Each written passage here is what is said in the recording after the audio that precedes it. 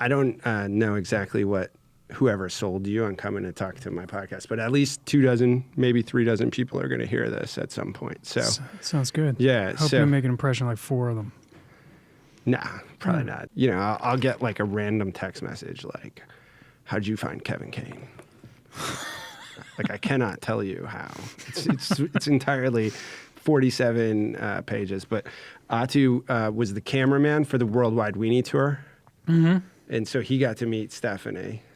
And yeah, so we did 3.5 days of hot dogs. Wow. From South Jersey, well, mid-Jersey, up through Rhode Island. She was telling me about these hot dogs. Yeah, there was a lot. I won the tour. You did? Yeah, I ate more hot dogs than anybody. He still doesn't believe I could do it. So, welcome. Thank you for coming, David Noble's show. You know, I had to go out, and Stephanie says, "Oh, I got a great guy. You got to meet him. He's from Philly." And I'm like, "All right, let me go do the research." And I start. You're off my genre. Yeah. What is your genre? Stupid comedy. Stupid comedy. You fell into the stupid/smart comedy. Mm-hmm. I noticed. But I always play the stupid characters in the smart comedy, so I think there's something there. Your Life and Beth, I've had those exact same conversations with people. like the first episode, and I'm like in tears because you're a guy with a full career. Mm-hmm. What part of your career do you really like? Like, what's the best? You're an actor. You're a producer. You had a podcast. I don't know. I don't know. I feel like when the titles on it always feel a little fraudulent to me, you know, because we started a theater company. We were just putting stuff together, you know. You were memorizing your lines and then getting a couple of cases of beer to try to get donations. Well. So everything was always jammed together. And so when you make a show like Life and Beth, it's just you're doing the same thing with your friends. So it doesn't feel any more official, you know. So it's just really... You haven't upped your professional game in 20 years? I don't think so. I think that Amy Schumer and I used to always go, like, as a sign of relief, like to build our own confidence. We used to look at each other and go, oh, this is great. Nobody's good at their job. This is amazing. So now we have the answer as to why you found this podcast. We have no idea what we're doing. Well, it's just like it's like everybody's doing their best, and you just always thinking you're going to jump over a wall, and everybody's going to be like a genius and know everything, and everybody's going to be the perfect person to work with. It's like that in business. Yeah. Every aspect of business that I've found in my 20 years, I've always been looking for those people that are as smart as me, and I never find them. Yeah. Yeah. I've always looked for the people that care as much as me, and I never find them. Mm-hmm. There's that core group of people that you find and pick up in your life. Yeah. And they care. Mm-hmm. But if you could take all of it away and do one of these functions, which one would you pick? Well, I feel like actors are going to get mad at me about this, but I would definitely say the actor because it's pretty cushy. Yeah. Is it because you're good looking, it's cushy, or is it because you're funny, it's cushy, or? It's because they're, you know, to like just be on set and be a little taken care of, because like if you're not performing at 100%, it's a long day. And they start. Yeah. But I think I had when we were doing Life and Beth, we were wearing every hat. We were directing, producing it, acting in it, and then I was doing SVU at the same time. And so I'd van from one set to the other. And on the SVU set, I would just be like, oh, there's a problem. I'll just be sitting in the room with my feet up. Let me know when it's solved. And that's just the beautiful, beautiful thing. And at Life and Beth, you're working. So we should probably introduce you, Kevin, your actual name, Kevin Kane. A long history now of work. Yeah, I guess. Yeah. Stuff that people know. Can you remember being totally unknown? Yeah. I just took the train to Philly. It was pretty unknown on the train. It was. Yeah. Do you want to be known? No. You can still live life. Yeah. You get. I did have that moment where I had a like yesterday where it was just like we're going through some an elderly relative passed away. We're dealing with funeral stuff and all that stuff, and people will recognize me in the train station, and having to take pictures and go back to the funeral director. That was kind of surreal, but other than that, no. You just kind of want to. I don't think anybody really, at this point in my age, wants to give a shit about that, right? I don't know. I kind of want to be famous. Do you? Yeah. See, but I needed a gateway to get. Do you want to be respected? Yeah, that's a different thing. For sure. Yeah. But I think like anybody wants to just a gateway into doing more opportunities of the things they love to do, and so that's really what I think I'm focused on. What is it that you love to do? Like, we open one gate tomorrow. What's the gate you want us to open? I kind of just want good material and good people around me to make it. So That's like it's a movie or it's another series but it's mostly narrative stuff. You know, like I've done other things, but that's really kind of where my bread and butter is. Yeah. So it's really I have a friend who's a lifelong actor, and we now have a society where the number one answer of like, what do you want to do when you grow up is become an influencer. Number one answer. That's social media. It's so dark. Right? Number one answer. Yeah. Number one. Is that for like an age group or is that like a real? Yeah, for kids. Like for what? From what age to what? Like kids. Kids. That's really into young disturbing. adults, and now those kids are getting to college. Gen Z. Mm-hmm.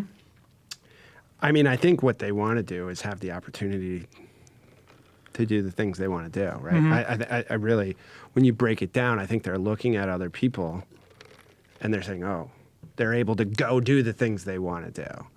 And most times when I sit with them, I'm like, you don't know what you want to do. So like, what are you actually working towards? Mm-hmm. And I think what's so cool about your story when you read it, and you'll be able to add some color to it, is like you're coming out and you create the collective. Mm-hmm. That's the name of it, right? It's like, what were you thinking back then? Like, no one else will give us a chance? Were you thinking, I'm going to be rich, I'm going to be famous, we're going to do this? I think we had this, we studied acting with this old school teacher who's kind of connected back to Meisner and the group theater and all this stuff, this Bill Esper. And he was just really, he thought we were he had a lot of classes and taught a lot of people, and he thought we were like a hot group. Like he just thought we should stick together and make some work, and he kept talking to us about that. And the more we kind of were learning about that specific way to do things, the less we were seeing it when we go pay to see theater and things like that. And there was also this movement to, a lot of the actors, the young actors were being kind of scooped up from these very expensive grad schools, like the studios on the street where you're coming and paying $200 in cash, like in the old days.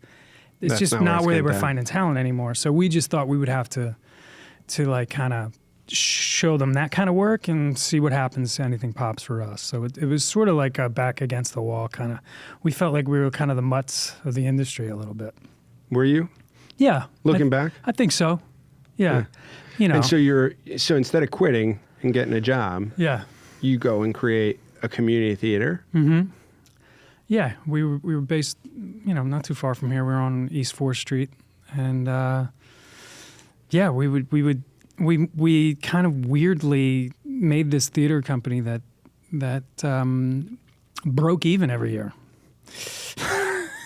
And we weren't going out getting major donations or anything like that. We were just trying to be the hot thing, and it was a different vibe. That's what was driving it. Yeah. Was to be that thing that people are talking about. Yeah, and it was a different vibe too. Like, you could make a donation, crack a beer in the middle of a show. We were trying to break the mold of like who we were bringing into the theater as well. And it was like, no, this is accessible to you. You like going to see good storytelling. We'll make it real and put it in your lap, which is, I think, kind of a big trend that's happening right now. there's certainly been a democratization of media across and I think that's what we're talking about when we talk about influencing. Yeah, right? yeah. Is like they want to be in the media industry. They probably don't have those definitions of what they want to do and want to accomplish or training. So you just start doing. Yeah, yeah. I think the influencing thing scares me though, because I feel like it's almost like no one wants to look at an older influencer, you know. But this is the core business proposition I have right now. Yeah. Yeah. This is it. Yeah. Nobody wants to look at the older influencer. Yeah.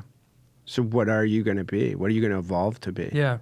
Well, no, I mean, what I mean by that is that it feels like becoming an influencer to me. The danger that I see is that you're starting so young where you don't even really know yourself. Right? Oh yeah. And that you're painting an image of who you are, trying to cement it in. How's that different than being a child actor, though?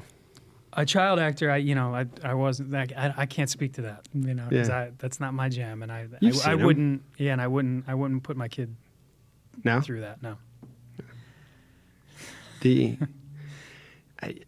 Byron Jones, a football player, retired from the NFL. Miami Dolphins. Dolphins suck. You're an Eagles guy? Yeah. Yeah. Good. That's fine. I don't care about the Eagles. They won their championship, so you can't really fight. But Byron says, like, I'd never let my kid play football. And you would let your kid become an actor, though. Yeah, for sure. Yeah. An actor with a British pronunciation? No. I mean, I just feel, you know, my father was a plumber, you know, so yeah. Mine was a roofer. Yeah. So like he was. My stepfather was a painting contractor. That was the only thing he was upset about me being an actor. He's like, I don't know what to do for you. I can't help you, you know. So but for me, I think if she wanted to do it, I could point her in the right direction or tell her not where waste her time. Now, because I don't think even child actors have, in my experience, child actors have to have a period of transition where they actually have to reinvent themselves again. So she's for sure, without a doubt. That's the whole concept of it. Like, there's going to be a generation of people with millions of followers that have to continually reinvent themselves. Right. There's going to have to be mechanisms to do that, because like they're even if they go on the influencer path, they then have to make money, right? And once you've seen this, I'm sure in your own life. I know I have. I make decent money now. I want more money. Right. I don't want to do the same thing I'm doing. I want to go do something else. Not so I have money to like spend on stupid stuff. Well, yeah, it's stupid stuff, but like the stupid stuff I want to go do. Right. Right? Like I want the money to do that. It's the tool. So it's the fame, the opening the doors. Yeah. But don't you think you're sort of projecting a person, you're projecting a lifestyle, you're projecting even a sense of happiness that's not necessarily there, that there's some crash coming. Again, I don't see it as a different... As a child actor. I don't see it as a different mechanism. You know that the child actor is not a great track record. Track record, terrible, right? And I agree. I think working with people that are a little bit older is the avenue, but they're going to come into... So I work with a lot of student athletes, name, image, and likeness, that are going to become very, very wealthy NBA players. Yeah. WNBA players. The WNBA players need that component. Sure. Their contract starting salary is $75,000. Donovan Clingan's is like $5 million. So they have to bring that element of media to what they do. 18, 19, 20. So that's how I sort of see it as like, look, I can't even be the best professor I want to be if I don't understand that industry and part of it. Right. And so like people are going to do it. So now how do I help them evolve that career? Because I think you start to do something and you realize, oh, I need to do something else. I need to do more. I need to find fulfillment. I'm not happy. And that happens in corporate every day. People wake up and like, I don't want to fucking do this. Right. You know, so I think it's same problem. But you don't think that same wine, new bottle. Right. But you don't think the selling of self and the fame that comes with it isn't something. It's not something you can easily shake. People gravitate towards it. They're gonna go towards it. Yeah. No, I mean, I think the question becomes, when you're doing something that makes you money, do you keep doing it, or do you move to the thing that makes you happy? Mm-hmm. I want to find the people that will make that leap, like over time, and then help them. Seems reasonable. Yeah. I mean, you're sitting there in the studio, like in the theater, trying to build a following, access to this theater, but like, what were you thinking about night in and night out? Just surviving, having fun in the city as a young person? Well, there's a lot of that. A lot of mistakes, good mistakes. But I think for us, like, we were just trying to find the work and the craft that would separate us, you know. So it was a matter of, and that's, but then you're also dealing with a group of people. You're dealing with a group of artists and their egos, and, you know, some kind of weird quasi family, which brings its own kind of nightmare if everybody's like not on the same page and in lockstep to kind of. Well, eventually it gets together. there, right? Well, eventually it gets there, but then over time it breaks apart. Yeah, you start breaking. Someone's having more success. Of course. Yeah. And also, you know, I think our business specifically, what I've come to realize, it's just a matter of who's getting weeded out at what time, you know. And if you're just kind of, it's like Squid Game, you know, the people you start out with, like, in your 20s, like, half of them aren't there around 25, and even less by 30, you know, and it just keeps getting smaller and smaller and smaller. There's few lifers. You're getting close to that point. What's that? Lifer. Yeah, but I knew I was at 20. Tell me about that. Like, tease that out a little. I think I had a teacher, Bill Esper. He said, he says, I want you to, we would do these like kind of imagination workshops, and like you'd close your eyes and you'd start thinking about like a job you can do if like you couldn't be an actor anymore. Like, what is the job that you could see yourself doing? Like, describe it, be very specific with it. How much money did you make? Where do you live? And then afterwards he started asking, like, who had the clearest idea, and whoever was the most specific about something else they could see themselves doing, he would invite them to the door. Yeah. He says, because that's your end game right now. It's going to happen, and you're lying to yourself if it's not going to happen now. And I think that's really what it was. Like, there's wanting to do something and having to do something. Like, I just had to do this. Like, there was nothing else. I would have done it for a couple $100 a week, and I would have done it for $1 million a week. It wouldn't have made a difference. I still would have been doing it. Like, what do you think about not producing podcasts? Like, what are you doing if you're not doing this? That's you hit it. Yeah. Like, he said to me before, like, Chris, this was what Chris was always going to do. Mm-hmm. Right? Yeah. From the time you found it. From the time, was it Rogan or who? It was Schultz, actually. It was Schultz and Charlemagne. I saw them doing clips on YouTube, like 10-minute clips, and I was like, what the fuck? Like, this doesn't make it. Like, I looked at it and I was like, this shouldn't, like, be happening. Like, the combination of people and, like, the subject matter and all of it. I was like, that was in, like, I don't know, 2014 or something. Yeah.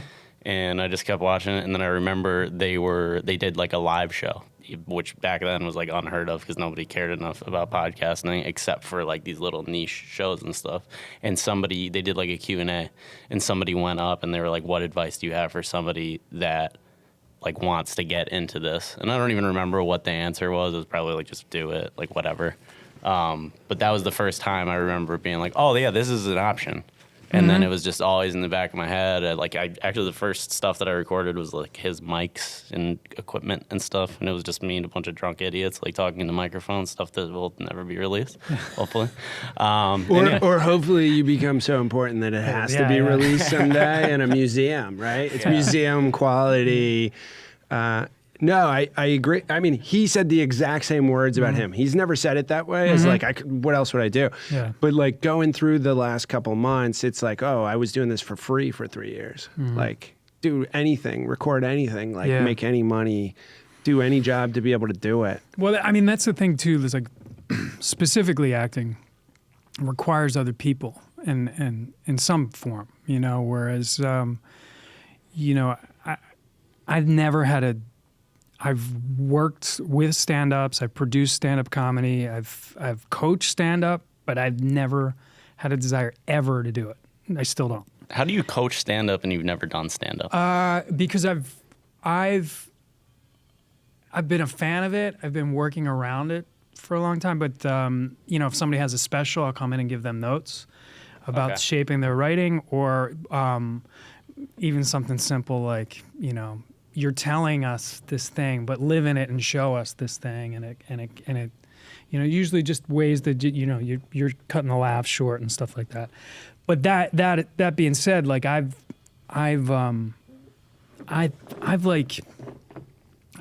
been jealous of Amy Schumer sometimes, because she can just on a Tuesday go, you know what, I got some things I want to get out. I'm going to go down the cellar and go do it. Right. You know, we are always trying to fight and hope to get noticed and try to like make some kind of miracle happen where you have an opportunity to do it. You know, so that's a big thing that weeds out a lot of actors, because it could be a long time between even just exercising it.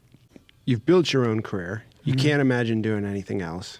You like acting because they take care of you. You don't have to solve all the problems. That's not what. Yeah, it's clear. It's clear. You like you know, the massages and the manicures. Sure. Yep. We know. We know the truth. It's my jam. Yeah. When you're a part of, because like I think that's really what we're talking about. You're a part of something as meteoric as what happened to Amy. Mm-hmm. How do you not develop the bitterness of like what? Because I would be like, oh man, why not me? Bitter Why not me? About what?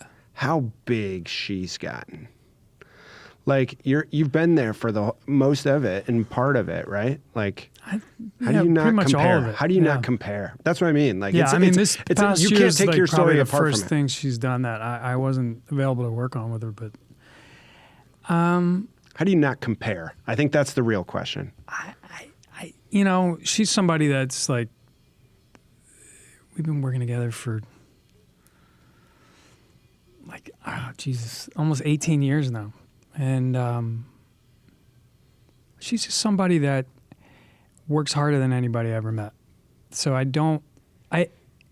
like if you think you work hard, you have no idea how hard she works. And in a way where we've been in situations with some big name people, some huge veterans, killer resumes, and they're kind of floored about the level of effort and output she can do. And so I know that she's made her own way, and she's had opportunities that she's created. And she's very understanding of that too. She says, if I didn't have the stand-up, I would have never created the actor opportunities for myself. And, you know, the stand-up, she worked on like 7 days a week. You know, there wasn't a day where she wasn't working on that. And it was, you know, she says this. Does she outwork you? Yeah, for sure. For sure. For sure. Yeah. But there's more asked of her. There's more like I like to do narrative stuff. I don't like to like put myself out there.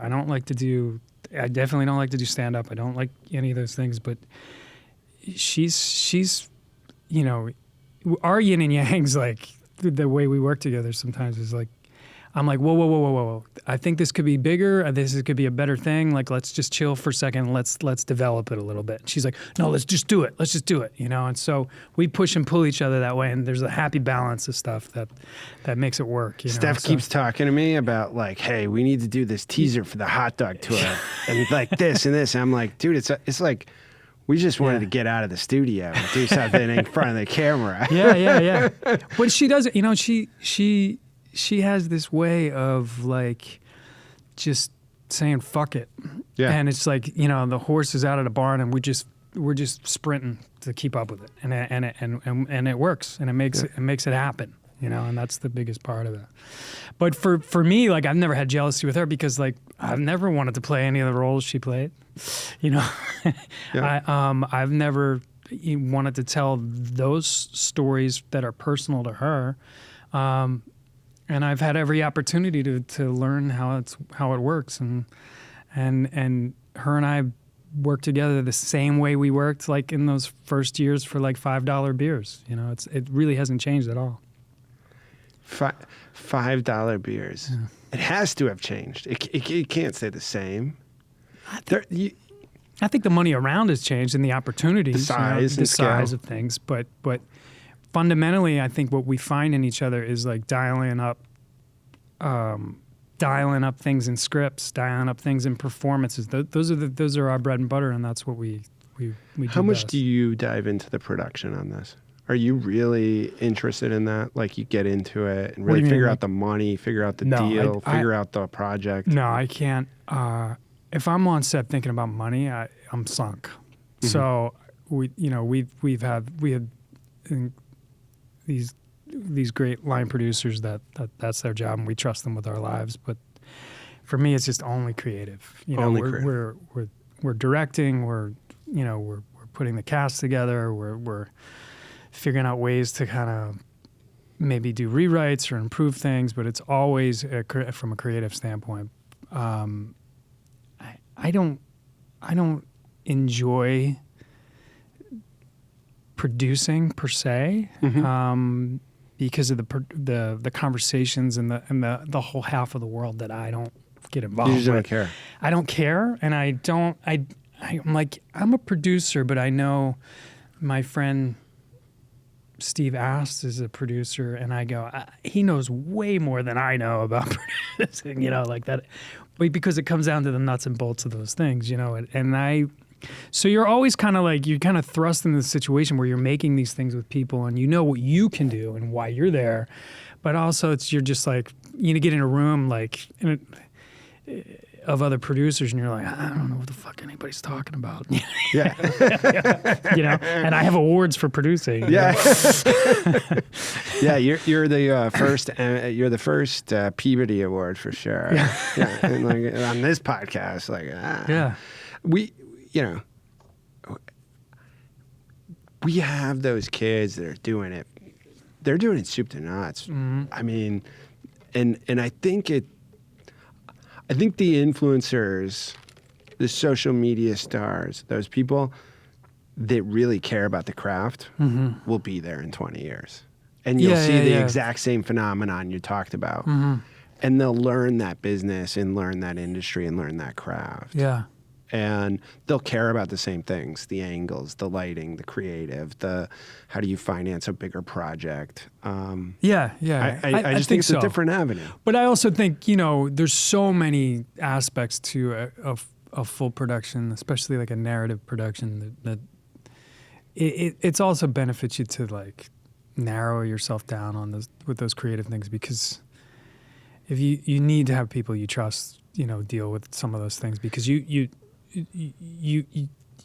I feel like there's a drain on creativity when so much logistics get into your brain. For sure. They can't, you're building up to learn what you're good at, what you want to do. That's why I started with that question of like, you've got these things, right? Yeah. Your written resume is one thing, mm-hmm.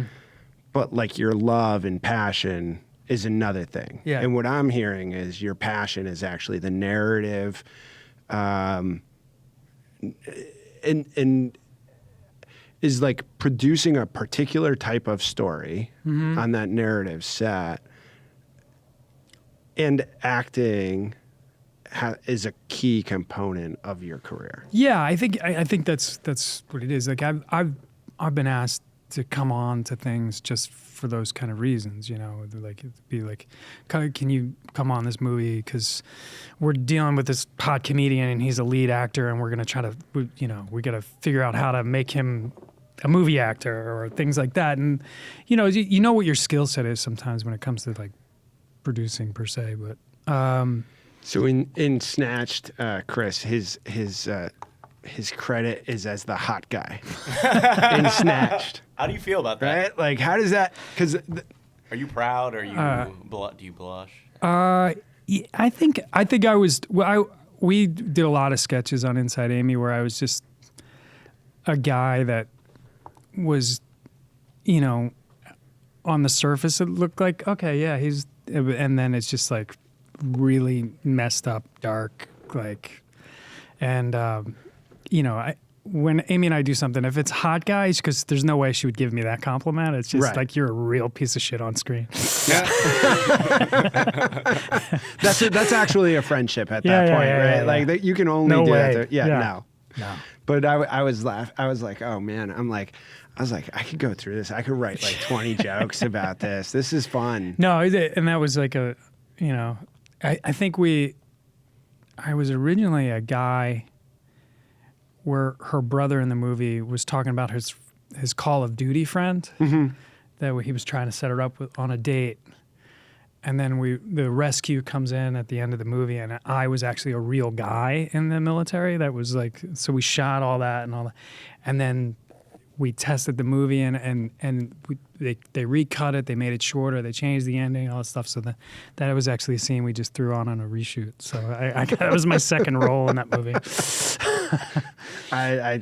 There was no chance we were going an hour without that. Yeah. There's one thing about that. There's always like the thing like about these roles, and that's how we work all the time. Especially for me with comedy, is like I played a hot guy that was hitting on her, and she'd learned her lesson because she got kidnapped before, so she rejects me. But like what got cut is like immediately the next person that came by, and it was just like a short, fat guy. I just did the same lines on him. Like you could hear me in the background.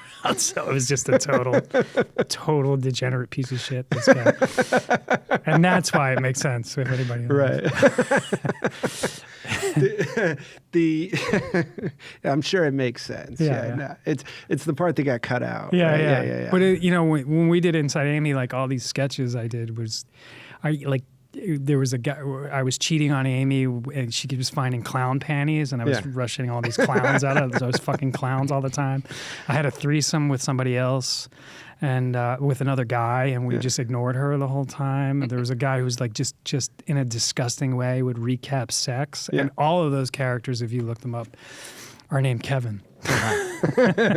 So all we got to do is figure out who Kevin is, right? Yeah, no, for sure. I mean,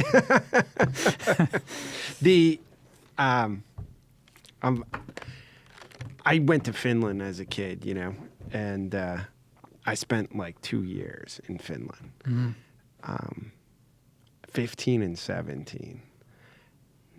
My social interaction with girls in high school was speak English. Like if you speak English, girls gravitate towards you, right? Like your father was a roofer. How'd you get to Finland? I only got to Wildwood, New Jersey. Played ice hockey, man. And my mother owns a funeral home, and so I can't. You know, we're I guess in working upper middle class in America, like back in the 80s, 90s, we could call that, right? And I hate. It was that search for the people that were smarter than the people I was around. And I can remember sitting on the stairs of the funeral home. My mother owned the funeral home, and we lived upstairs, and crying and thinking like, I'm wasting my fucking time at 14 years old going to school over here with these idiots. Yeah. And like, this is not what I'm supposed to be doing. And so packed up, went to Finland. Didn't speak Finnish, but English worked pretty well. Right, at 15. And so I didn't have exotic English. I had no game, but I had all the self-confidence in the world because English worked, and I was really good at speaking loud English, right? Like man, like driving. So, you know, we were talking about fame and attention. I think what we're talking about is attention at some level. And I liked the attention. I always did. And so I became a lawyer, and I did not like it. And so what do I like? I like going to school, go stand in front of the room. They pay you to stand in front of the room and talk to people. Yeah. And I really started enjoying teaching at some point. So like we do tend to find ways to get us the attention we want. Mm-hmm. When you're working, you're acting, and I've had this conversation with a number of Gen Z kids, like, and they're getting into this. They do it on a positive feedback loop, Right. but then all of a sudden they get into an industry where your ears are too small. Right. Yeah. The corner of your eye doesn't work for this. Mm-hmm. What's it like living your life where your physical appearance actually matters? And it's not that it's like you're good looking, you're bad looking. It's like you're just not the right fit for this, right? Yeah. And I mean, I think how do you deal with that and build a business, build a career, build a life? I don't know if you can deal with it. I think you just have to keep plugging away. But I think what it is that you have to just take in the rejection and know what's in your control and what's not in your control. And if you can be honest about what's not in your control, and come to terms with it, then you just keep plugging away on your work, and things will happen in that way. You know, things will happen for you. I don't think, you know, in terms of like looks and, you know, I don't know. I think you play to your type. You know, you have to play a type, or you have to do all these things to get your first job, and the challenge is to just be you know what you're good at and find that and what brings you joy, and just keep taking swings with it. So you go from Inside Amy Schumer, Mm-hmm. Life and Beth. Now you Yeah. walk over, you take the van over, and you're at Special Victims Unit. And now I'm going to give you. I spent a year prosecuting domestic violence and crimes against children in High Point, North Carolina. Yeah. Wow. So I understand the seriousness and the gravity of what you're doing. Yeah. But have you been able to find out if pimping is easy? Well, I'll tell you this. My partner on the show Yeah. is, you know, the cop, you know, the man from Cop Killer. Yeah. Is, I was like, I was gonna ask you if he's convinced you to start killing cops yet, but I was gonna let that. I decided during this interview that I was gonna let that go. I mean, the idea of like, he's such an incredible guy to be around, man. He's talented, right? Like as an artist. I mean, he's a guy who was in the military. He went from the military to being a breakdancer and like being only a rapper, but then in basically inventing gangster rap. Yeah. Where all the gangster rappers we know point to him as like, oh, let's do what he's doing, you know? And most people have no concept of what he's done Yeah. as a rapper because it's not. And the it's movies, not the most known. all the movies and all that, you know. New Jack City was as good a movie as I've ever seen. Yeah. Yeah, and it's that good. I tell you, he's every day he is just thankful to have a job, and is just psyched to be there, and he's just full of comedy, and he's full like he's just always in a good mood, and it's just like he there's a reason that show's been going on. Like people still want to do that show is another part of why that show's gone on for a long time. You know, I mean, there's also like the yacht Dick Wolf has and like all those things. But I mean, he has kept these teams together for generations. Yeah. That's insane. I remember getting it doesn't really hit me that I just remember getting that Body Count cassette. I remember it, dude. And Chris has been practicing his gangster rap. He does rap battles and stuff. But to be there with him every day it's been a little surreal. Yeah. Because like I know your age, so like for us, that was a guy when we were young. Yeah. It was also like a little bit. You're not supposed to like him, being white, being this, being that. Like you're not supposed to like that world. So there was an attraction to that world. I think like when we go to NWA, when we go to like I see that. Yeah, I think I don't know. I had a lot of my father's side of the family, we were a lot of coaches and cops and firemen, and my mother's side of the family, you know, we're they were on the other swung side. on the other side. Yeah. Hey, I'm from Rhode Island. I understand what Philadelphia was like. So, you know, I appreciated the story of it all the time, and that's kind of what he talks about. He's like, he always says, like, when the cops were not like, they were just the other team.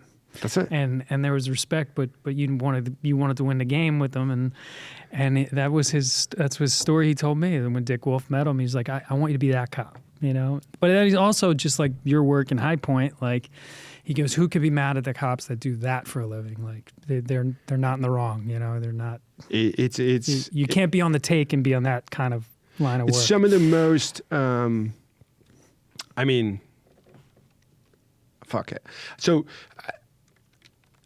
I more or less, it's the only time in my life I more or less truly got fired. Mm-hmm.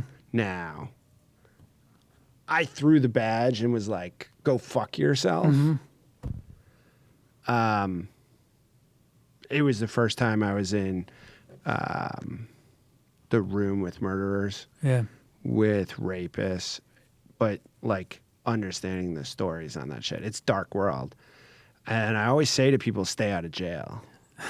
Right, like, hey, stay out of jail. That's true. Fact. And like, is that like, and like, especially pretty good advice. Now, I did think it was just for me at first until I saw you do it to other people. I And was like, then, this guy thinks I'm going to jail. He might not be wrong. Like, I always do it to someone, and then I'm like, oh fuck, that kid's from like the worst neighborhood. Like, you know what I mean? Like, oh, I'm gonna be up in front of the DEI police at UConn.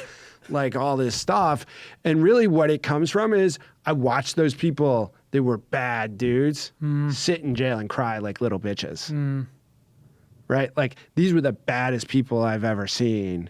And they're in there crying. I wasn't prosecuting them, but I watched them. Yeah. I was dealing with kids that were, you know, number one person that commits crime against kids are people that have crimes committed against them. Always. So every criminal I'm prosecuting is a victim also. Yeah. Like back in that day, they tried to. I had a rapist, a serial rapist. This was not a kid that had violence and trauma on him and then doing it. This was a kid that was a bad person. This was a bad egg. And I tracked him to every corner of the world. One day he showed up with his mother in my courtroom for fighting somewhere, and I had the police serve him. And he came up, and we're in juvenile because the rape. I finally got somebody to. There was one girl that was willing to testify him, and he cut her with a box cutter, and so she didn't testify. So I finally got someone willing, and it was a juvenile crime. And I said, no, fuck that. He's 16, 15 and a half when it happened. We're going as an adult, and it was Duke LaCrosse. Oh wow! That time frame right after that. Yeah. Assistant DA or a DA comes into my office and says, I want you to dismiss this case. I want it to be down in juvenile. I'm like, he's going to do 6 months in juvie. He's a serial rapist. He's a horrible person. I'd rather lose the case than accept that outcome. And he kept going, no, you're going to do this. And I said, are you taking it? Are you taking this off my desk?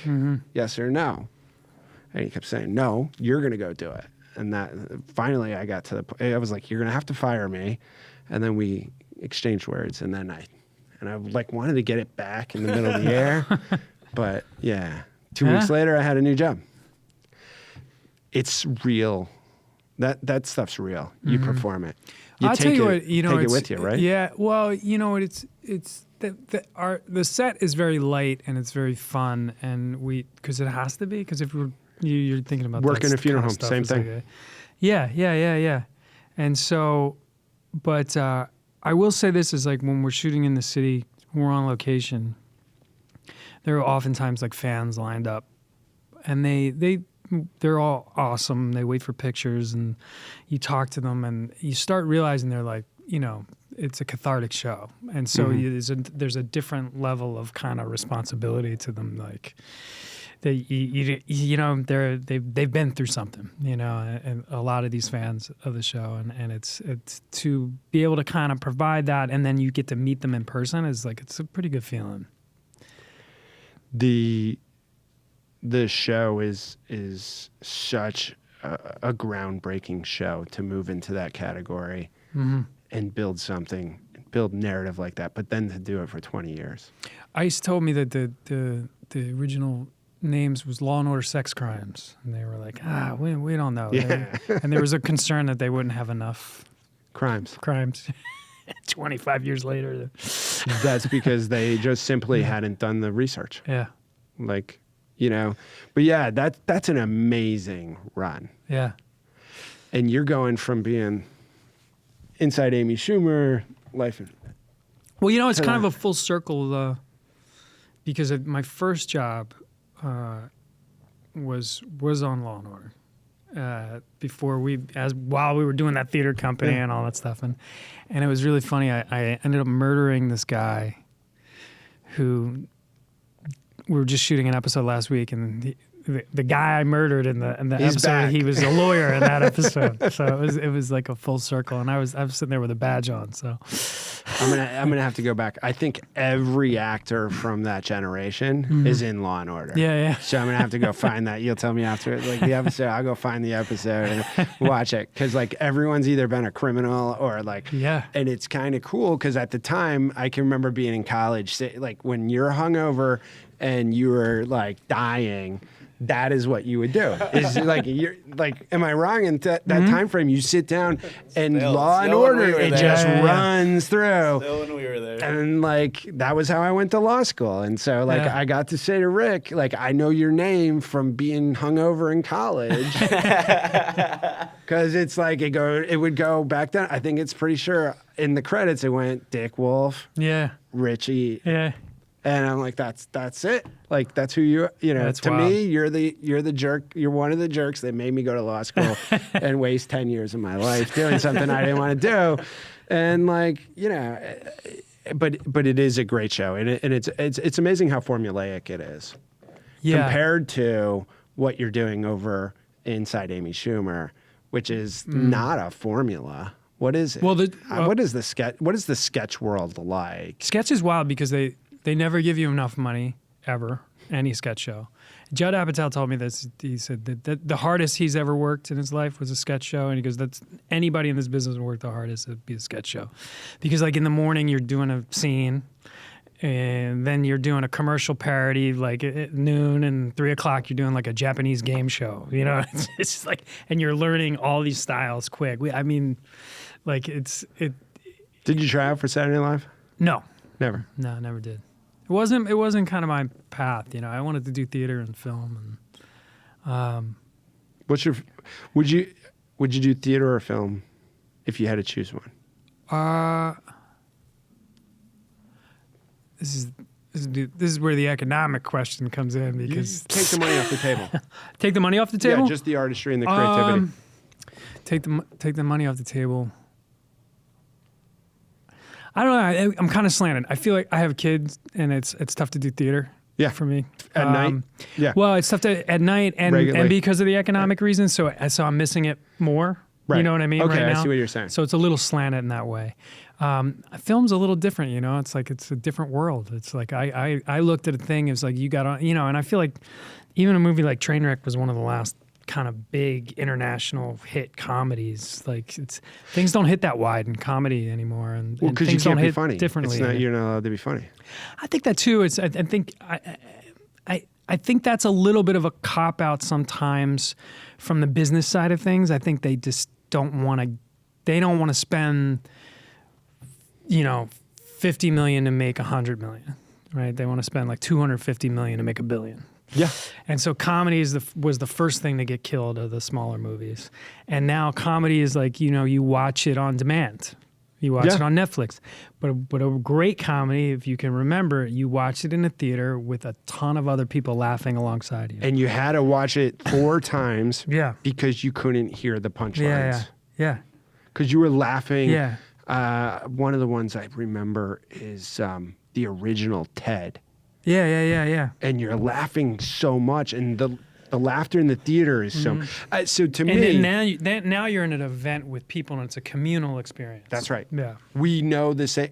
We know the same lines from Ted because they were the ones that caused you to barrel over so much, and it became something. right? Like you remember that. Yeah, I mean, there's just as many comedies that defined different generations than as any other movie, and that was an experience that I feel like we don't have anymore. I blame in Tom terms Hanks. In the theater, do you? Yeah, you can't blame him because you're in the business. Yeah, but, I would never. yeah, but I You're blame great, him. Tom. You're great. He's great. But I mean, bachelor party. I've had a thing where I want to take an edible with my wife. Yeah. And I want to make her watch Bachelor Party. And I'm gonna say at like 13, I thought this was the funniest movie ever made, and I want to watch her watch it and to see if she's horrified by me or not. It was the funniest movie in that. Like, dude, you guys can't even begin to. There's just so many wrong things about that movie now. Like that's hilarious. So in Third Body Problem, friend of ours is on the thing. Mm-hmm. I love the books. I love one of the characters, and he calls someone a retard. And the guy's son is now saying, well, he said it in the movie. Mm-hmm. But our age, it wasn't even content. Like you watch a TV show from our childhood, that was how people talk to each other. Yeah. And I think now you start to get, obviously, and it was like the first time I heard it in television. That was what I was like, oh my God, dude, it's in the show. Like you said that. Like what was the fight behind the scenes? Because there's no way. And they're like, well, it was to try to show how bad of a person he was. And I'm like, dude, he's not a bad person. Yeah. Like, there's no conceptualization in the book or in this thing. I don't know what you're planning on doing with the character. You got a lot of work to do on the character to get Wade there. But I'm like, Davos Seaworth is like saying it. Mm-hmm. We're still dealing with tough problems with the Special Victims Unit, things like that. But we've dropped off the male sophomoric humor. It's fallen off the cliff too. And I think there's a very clear thing going on in comedy now to try to tease that back out. Yeah. I'm starting to see it. So I wonder if, as that pulls out, you'll start to see people doing lower production, lower budget comedies in the future. I think so. Yeah, I think everything comes in cycles, but I think it's too natural not to. It's just what people want to kind of express, and it's working in other forms, right? It's like podcasts and stand-up clips. I mean that's it. We talked a little bit about Theo Von before, and like his stuff's working. Mm-hmm. Like it's very clearly finding audiences, right? Yeah. And I would say, like, if you went and said, all right, we're gonna put that on TV. Mm-hmm. I would be not on NBC. No. Right? So but not ever. Right? Yeah. Not ever on NBC for that kind of stuff, really. Yeah. I mean, but go watch Friends. You couldn't run a number of episodes of Friends today. Yeah. Go back to the early Friends stuff. I mean, there's a lot of stuff that wouldn't work. Mm-hmm. Yeah, I mean, I think it's of the time. Yeah. And then you look at female podcasts at this point, Gen Z female podcasts, and it's borderline smut. Not borderline. Yeah, not borderline. It's all the way. Line. So it's all the way. And you don't listen to it. Would you believe I don't know that many Gen Z female podcasts? Yeah, I would, and I only do because I'm learning the process. But I mean, why would you say that it's borderline? It's not borderline. It's fully. It's. We just did before it's Howard Stern level. Before you guys came in here, we just did 20 minutes on sending your ex nudes. Yeah, like and why it's a good idea. But what I mean is, why is that smut? It's not really. Yeah. I mean, it's fun. It's the funny language of it is smut, but maybe not the story necessarily. Well, but the story could be. It could be smut I'm just comedy. saying it's as raunchy. If we did that with a male perspective, that level of raunch, it would be, you'd get crucified. And like Alex Cooper, you look at what she's doing. She was at the Olympics. I have a whole set of problems with her at the Olympics, but like her stuff is, when we were kids, Playboy had that call-in show on the Playboy channel. That's what it is, right? Like that's what she's doing day in and day out, and that's okay. But don't you think all that stuff's way more accessible to that generation? That it's not as it's a little more normalized with them, because you're sure on the female actually side. Well, you're actually like you're making Howard Stern as a reference, but that was free over the airwaves. You know what I mean? That was challenged at every single point. Sure. Right. And I think he yeah, for sure. Mm-hmm. Do you remember the Howard Stern TV show? Yeah, for sure. Yeah. That's what's happening on the female that demographics podcast at the highest levels, and it happens freely. And like if you tried to do the original one that was on the New York TV, yeah. We used to get that in Philly. Yeah, we got it in Providence too. I mean, it was, and that was changing TV back then. I think you're right. It was normalized. The man show comes out. Now it's gone. And it's coming back up on the female side. Right. But if I'd listened to my first Giggly Squad with my wife in the car last week or something, like start to finish. And she's like, that was hilarious. And I was like, oh, wow. What is a Giggly Squad? There are two girls that are reality stars. One just did a Netflix special, and they're 24, 25? No. 29? No, Paige is 31. I 31? think Hannah's around the same age. Yeah, so we're really young compared to me. Either way, they're very young. Yeah. And so, all right, they're 30 years old-ish, and like they're just talking about fucking, and that's all the time. Yeah. That was the episode anyway. I mean, the episode was the one with her vibrator collection. Okay. And it was like, oh man, if I had tried to do that, from my perspective, my sophomoric humor of 19 years old, that shit would have flown like awesome when we were young. But you're not pitching that show today.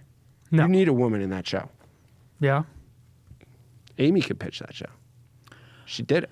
You guys did it. Well, sort of. Yeah. I think it's really funny that, Amy would talk about sex and be honest about it, but then,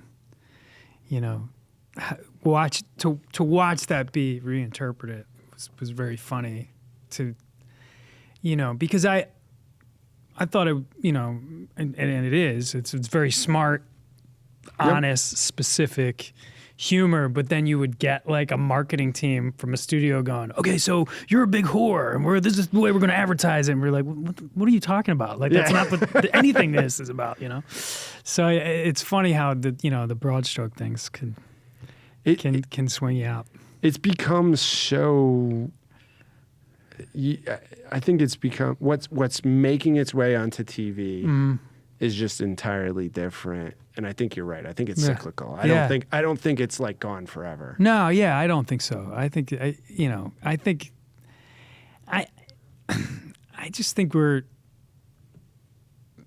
in a place where if somebody figures out they can make money on it, it's gonna be made. It's gonna be made, right? And that's the democratization of distribution, right? And it changes the craft. It changes everything. This has been a lot of fun. I know we're out of time. I think the collective pursuit is fascinating to me. To go out and sit there and go, I can't imagine doing anything else. Yeah.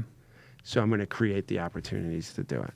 That's entrepreneurship. Whether you view it that way or not. Like I find the creative side, the artistic side, doesn't look at it as entrepreneurship. Yeah. But it really is. In its most classical sense. Yeah. I think too is like, we would do this comedy fundraiser, and Amy was climbing up in the ranks of stand-up comics and stuff like this. So we were able to get really people on the ride. It's sort of a who's who in comedy that would be doing our theater comedy fundraiser at the time. And there was a beer company that was similar to Pabst Blue Ribbon that all the NYU kids were drinking at the time. Narragansett? No, it was like it was like Genesee. Jenny Cream. That's me. So she was some guy that had a distributor, or he was a president. I don't remember. Who was somewhere involved in the company. Was having like a backyard party, and he'd hired Amy to be like a stand-up comic at his wife's backyard party, and Amy would say like, he started talking to him. He was upset about it. He said, well, we have the hottest show downtown. Like, you should send us beer and we'll put your signs up and everything. And she comes running into the next like kind of theater company meeting. She goes, I have 30 packs coming. We got to figure out a show. We got to put a show up because I told this guy we have the best show. And that's how we started like working together, doing like live comedy shows. You know, it's like, it's just started with that, like just that one kind of like, I'm just going to light this stick of dynamite and see what the hell happens. That's entrepreneurship. Yeah. Because like you have almost all the time you have no alternative. Yeah. You're like, this is how I can see it. Yeah. I don't know what we're going to do. Yeah. But we have the opportunity. Right. And the opportunity is now. Mm-hmm. Yeah, it's fascinating to see 30 packs. That's what year is this? 2007. Yeah, that's pretty good. Yeah. I probably could have bought 30 packs at that point, but yeah, I would have valued it. Yeah. No. I mean, it's really fun to see the evolution of this. I think your initial gut is in alignment with most of the people that have been doing it for 20 years. Is like, what is this thing coming? Mm-hmm. And I really think it's kids trying to figure out how to get into the industry and get around the gatekeepers. And if they fast circuit around the work, they're not going to last. Yeah. And if they work through it, they'll be there in 10, 20 years. They'll be building the shows. They'll be doing these pieces. That's my real gut feeling is this is where talent is because they can monetize. Mm-hmm. Imagine if you could have monetized that 22 at that level. Right. Yeah. You know? Yeah, I think it is. And I think it's like, you know, depending on what you do, there's a craft to like, even with podcasting, there's a craft to talking with people. There's a craft to like interviewing people. And if you're kind of dedicated to it, you know, the other stuff you will figure it out, you know, the things that you feel like that are drawing you to it or why you're going to do it. And the other stuff is just things you haven't learned yet. Well, I still can't figure out why you spent your Friday afternoon with us, but I really appreciate it. Well, I have young children. I'll do anything. Yeah, you get out of the house. You want to get a drink after this? Yeah, for sure. Since we're going the same way. Well, welcome. Thank you. We'll definitely start pitching all of our stuff to you. All right, sounds that's good. it. That's the next step. You'll just start getting random texts from stuff. Sounds good. All right. Thank you. Man. Yeah, man.